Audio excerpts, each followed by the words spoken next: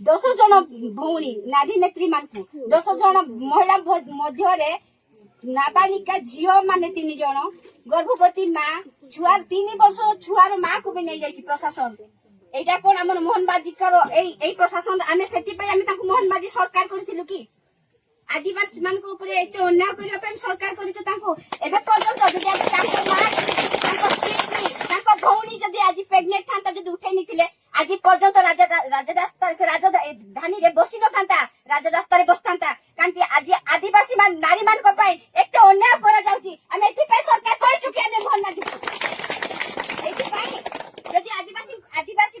मंत्री आदिवासी झील को जदि निया जाउची जे बिना दोष रे अरे आमे सिना माँ की आम बापा की जे भी आमर मारी पाए बंचिया को आमे लड़ी करछु ए पाठ पढ़िबा छुआ भी करिछि एडी की प्रेग्नेंट स्त्री को नेबार एटा की संविधान रो नियम करा जाइछि एथि पे आमे मोहन बाजी को सरकार करिछु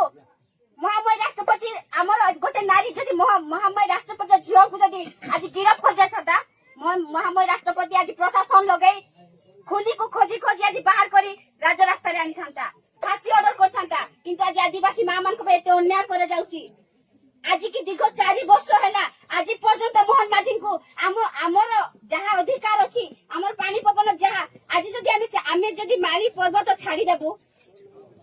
आमे जदि माली पर्वत छाड़ी देबो सरकार आम पई सरकार पब्लिक पई सरकार ना आमर ए सब एते अन्याय हमको काहे की करा जाउची